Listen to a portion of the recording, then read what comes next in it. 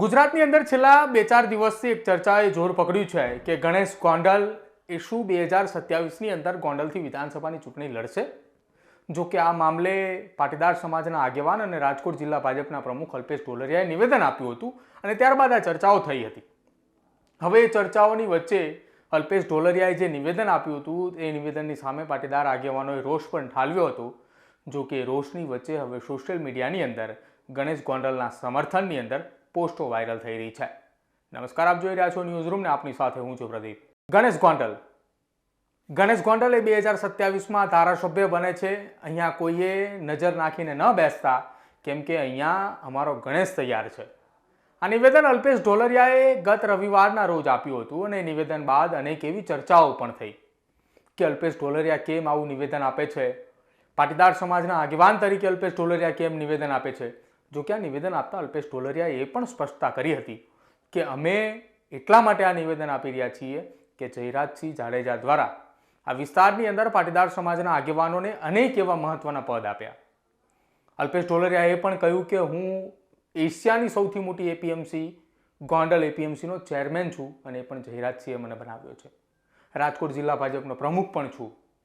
જો કે આ તમામ વાતોની વચ્ચે ગણેશ ગોંડલને લઈને ચર્ચાઓ ચાલી રહી છે કે 2027માં ગણેશ એ ત્યાંથી એમએલએ પદ માટે ઉમેદવાર હશે.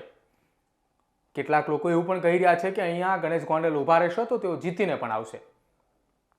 હવે એ ચર્ચા એટલા માટે વેગવંતી બની છે ફરી એક વખત કે ગણેશ ગોંડલને એમએલએ બનાવવા માટે જે વિરોધ થઈ રહ્યો હતો કે સામે પક્ષે નિખિલ ડોંગા ઊભો છે, પાટીદાર સમાજ એને ખભે બેસાડશે, આ ચર્ચાઓ સોશિયલ મીડિયામાં ખૂબ ચાલી. પરંતુ આ ચર્ચાની વચ્ચે હવે ગણેશ ગોંડલના સમર્થનની અંદર એક પોસ્ટર વાયરલ થયું છે. આ પોસ્ટરની અંદર ગણેશને ગોંડલના ધારાસભ્ય કેમ બનાવવા એના તમામ એ વાતના જવાબો આપેલા છે. એ જવાબોમાં અનેક એવી ચર્ચાઓ વેગવંતી બની છે કે જો ગણેશ ગોંડલે ગોંડલની જનતા માટે આટલા બધા કામ કર્યા છે તો સ્વાભાવિક છે કે અલ્પેશ ઢોલરિયા આ પ્રકારનું નિવેદન આપે અને ગોંડલના લોકો પણ આ વાતને સ્વીકારે. હવે આ વાતની અંદર શું શું ઉલ્લેખ કરવામાં આવ્યો છે, જે પોસ્ટર સોશિયલ મીડિયાની અંદર વાયરલ થઈ રહ્યું છે એની અંદર ગણેશ ગોંડલને લઈને જે ચર્ચાઓ થઈ રહી છે એ ચર્ચાઓની વચ્ચે તેમણે એ પણ જણાવ્યું છે પોસ્ટરની અંદર કે કોરોનાના કપરા કાળ દરમિયાન ગણેશે એ ગોંડલના લોકો માટે અને ગોંડલની અંદર વિસ્તા પરપ્રાંતિયો માટે અનેક એવી સુવિધાઓ આપી છે. ઓક્સિજનના સિલિન્ડર જ્યારે નહોતા મળતા ત્યારે ગણેશ ગોંડલ અને જાડેજા પરિવાર દ્વારા અહીંયા ઓક્સિજનના સિલિન્ડર પણ પૂરા પાડવામાં આવ્યા છે.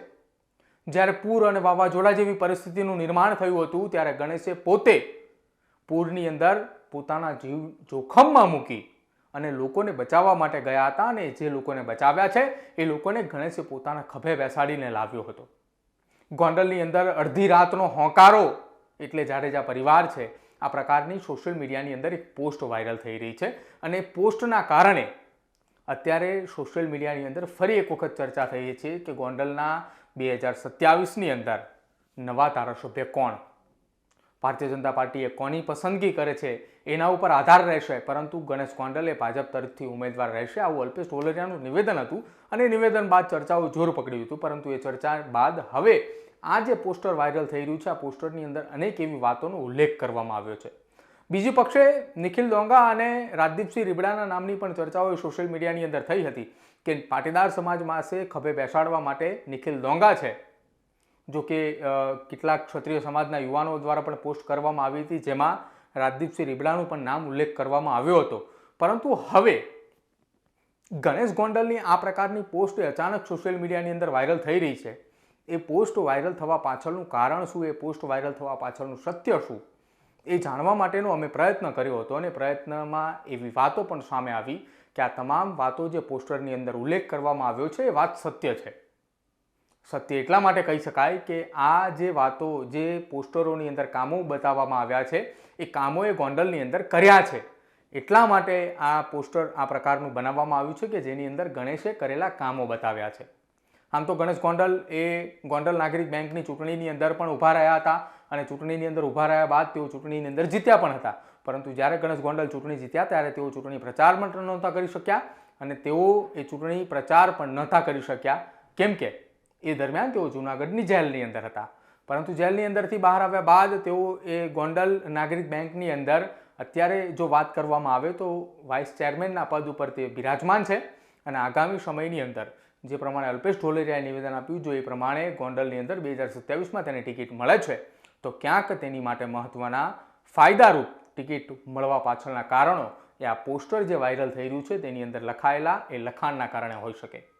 તમારું શું માનવું છે ગણેશ ગોંડલના 2027ના ધારાસભ્ય પદ માટેના જે આ પોસ્ટર વાયરલ થઈ રહ્યા છે એને લઈને? પોસ્ટરની અંદર લખવામાં આવેલી એ વાતોનું તમારું શું માનવું છે તે ખાસ અમારા કમેન્ટ સેક્શનમાં જરૂર જણાવજો. જોતા રહેજો ન્યૂઝરૂમ. નમસ્કાર.